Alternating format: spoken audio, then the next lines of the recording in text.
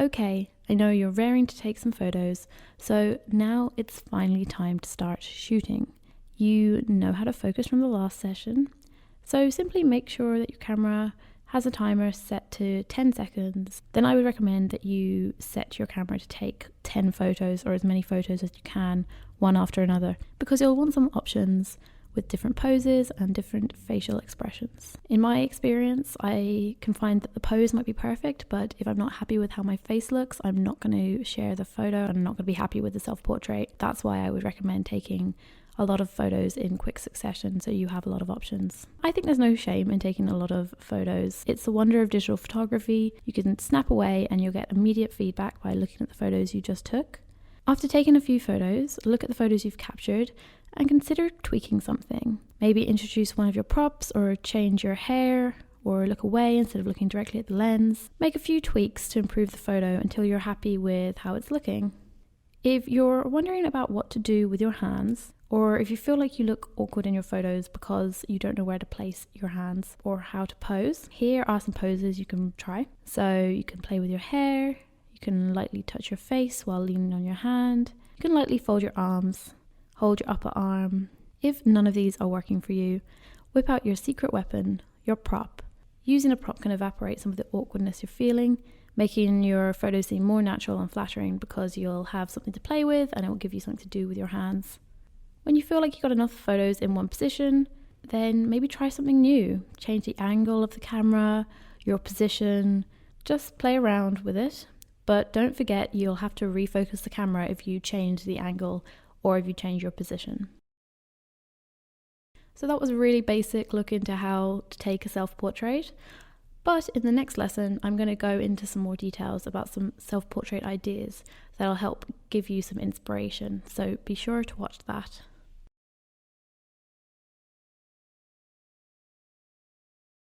At this stage, you know a lot of the technical aspects of how to create your own self-portrait. So I thought I'd share some fun self-portrait ideas for you to try. Number 1, place something over the lens. This works best with a DSLR, but don't let that stop you from trying it out with a mobile phone camera too.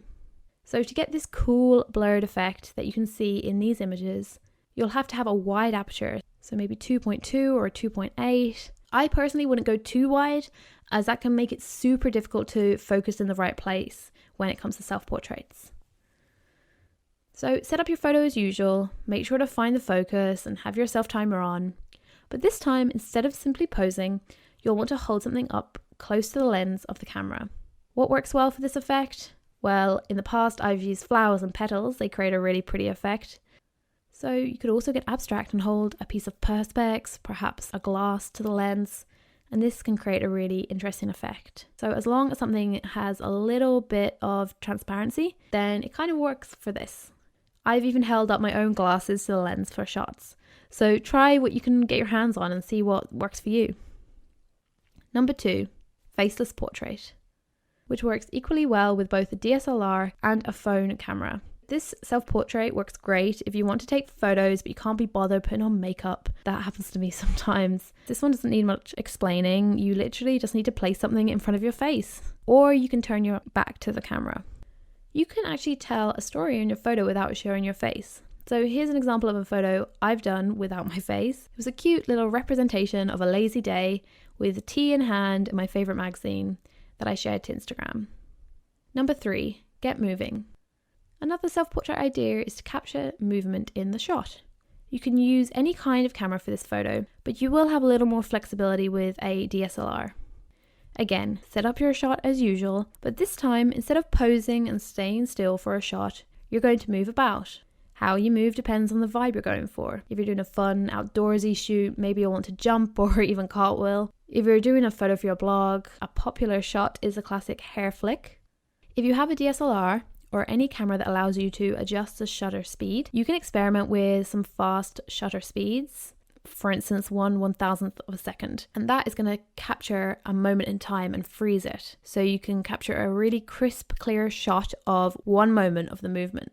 Or experiment with slow shutter speeds. So you could even have, in some cameras, the shutter open for 30 seconds. That's a really long time in terms of photography. So with a slow shutter speed, you're going to see a blurred image of movement, and it can lead to some really cool photos. Number 4, collab.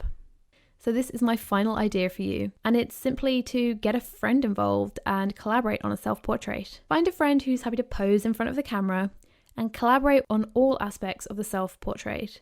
Talk about the emotion and the vibe you're going to portray with the photos, and together you can choose your outfits and your props, your location. Together you can set up and get shooting, and you'll create some really cool photos. On Instagram, you're so used to seeing one person. With these kind of bloggers and photographers, it's usually just one person. As soon as you enter another person in the mix, it can be really interesting. And of course, please do refer your friend to this class to learn more about self-portraiture. I'd really appreciate that. So the photos I'm showing on the screen are from a collaborative self-portrait I did with my friend Nomi. Definitely check out our page for some more creative inspiration. So, time for some homework. Try one of these self-portrait ideas and upload your creation to the class portrait section, because I will be giving feedback. And it would also be great if you could share your photo on Instagram. Feel free to tag me in the caption. I'm at by Claire P. And use the hashtag #SkillClaire, that's CLAIRE, as I will be picking out some of my favourite photos and sharing them on my own story. So that should be a lot to get on with. When you've taken your photos, it's time to finally move on to the edit before you share them with the world.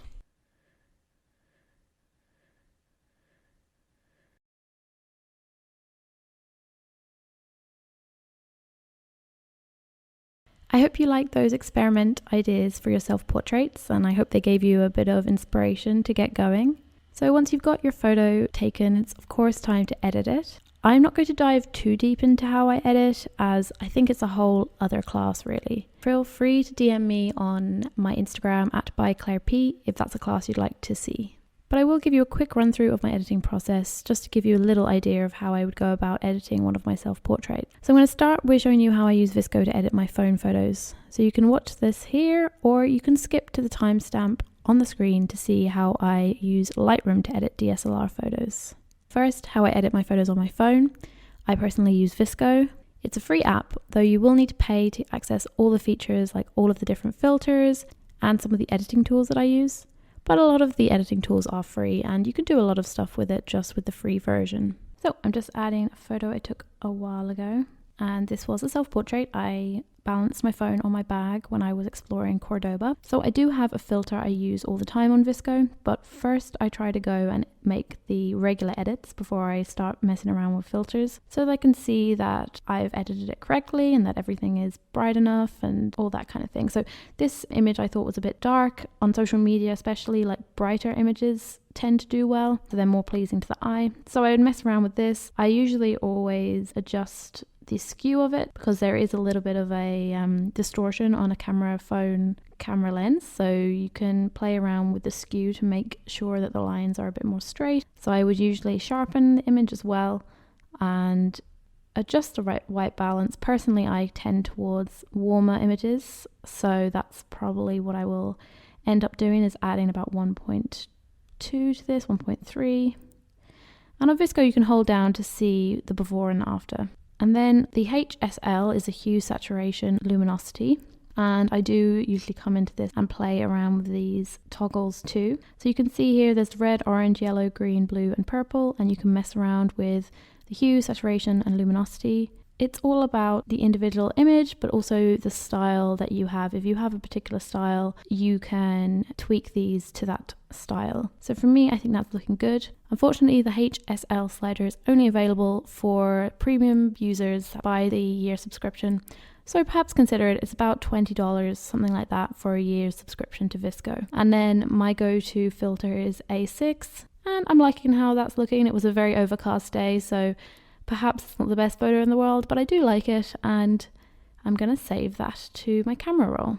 So now that I've shown you how to edit photos on your phone, now I will show you how I edit my DSLR photos on my laptop. So I personally use Lightroom and Photoshop, and you can get a free trial of these on the Adobe website. So give it a go and see if you like these platforms, and then you can decide if you're going to invest in them longer term. Personally, I find that they are the best for editing, I personally edit on Lightroom first. I do some minor adjustments to the colors and also to sharpen the image, and then I would export the image and edit it in Photoshop afterwards. That's just for some further color grading. So you could do both, or perhaps you stick with one or the other. So I do like my images warm, and this was shot during golden hour, hence the warm glow. But I would say that this is perhaps too warm even for my tastes. So I would take down the temperature slightly and also mess around with the tint and see what works, if it needs to be a bit greener or a bit more pink. And I think that's looking quite nice right now. I would perhaps bring up the shadows slightly, but I do like to bring down my blacks as well. In a way, it adds a bit of contrast. Sometimes I adjust the curves, but today I'm not so sure. Maybe slightly, something like that maybe. Then the HSL sliders are what I love, and I also love them in Visco as well. So I love to play around with the different hues and often make the images slightly more red. So the tones I would mostly adjust are the red, orange and yellow sections. Sharpening, I do always sharpen quite a bit. And I tick these boxes here, and these will help get rid of any distortion in my lens. And I usually leave it at that. Sometimes I add a bit of grain. I do like a little bit of grain.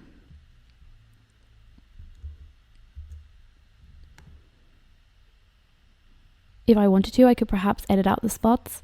I'm kind of not leaning towards doing that. These days I try and keep my photos unretouched for the most part. But this is my edit that I've done in Lightroom, and now I'm going to export. And I'm going to make sure that it's not resizing to fit, that it's full resolution, because now I am going to open up Photoshop. So I've opened up Photoshop here, and now I'm going to open the image that I just exported. So, like I say, it's too advanced for this course, but I would do something like this.